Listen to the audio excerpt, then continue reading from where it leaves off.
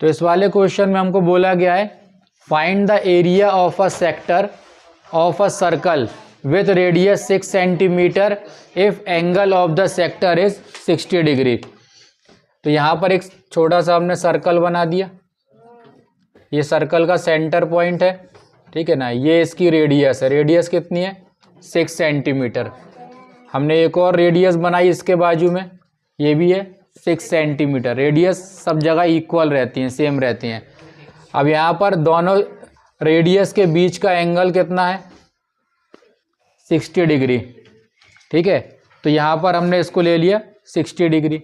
अब निकालना क्या है हमको, find the area of the sector, मतलब ये जो दोनों रेडियस के बीच का एरिया है, ठीक है ना, सेक्टर है, इसका हमको एरिया निकालना है। तो एरिया के लिए हम क्या लिखें यहाँ पर, पहले तो जो दिया है वो लिख दें यहाँ पर। रेडियस कितनी है 6 सेंटीमीटर, एंगल कितने डिग्री का है 60 डिग्री का। तो radius r is equal to 6 और angle theta is equal to 60 degree हो गया। अब निकालना है हमको एरिया ऑफ द सेक्टर। तो यहाँ अपन फॉर्मूला लिखेंगे, area of the sector. Area of the sector कितना होता है, फॉर्मूला बोलो। हाँ बोलो। कोण मतलब थीटा,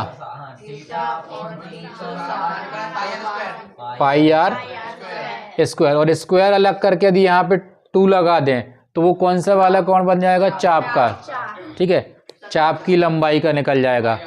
हाँ, तो ये फॉर्मूले याद रखना है, ये सही जोड़ी में या खाली स्थान के रूप में सत्य असत्य में बहुत आते हैं ये सब चीज़ें, ठीक। तो थीटा बटे 360 गुणित पाई आर स्क्वायर। थीटा की वैल्यू कितनी दी है 60 और ये 360। पाई की वैल्यू 22/7, 22/7, और आर का कितना है 6। अब यहाँ पे अपन इसको काट देंगे, 0 से 0 कट गया, 6 से ये कट जाएगा, 6 बन जा 6, 6 6 जा 36। तो नीचे आ गया 1/6, 22/7, और ये 6 को हमने 2 टाइम्स लिख दिया, 2 बार लिख लिया। चाहे तो अपन इसको 6 का स्क्वायर 36 भी कर सकते, वो भी कट आएगा, और या फिर 6 को 2 टाइम्स लिख दो। इससे क्या है 6 और 6 कैंसिल हो गया, इतना बचा 22 × 6/7, मल्टीप्लाई कर देंगे तो कितना आएगा 132/7। एरिया जब भी निकालते स्क्वायर लगाते हैं, ठीक है ना, समझ में आ गया। हाँ, एरिया निकालोगे तो स्क्वायर लगेगा।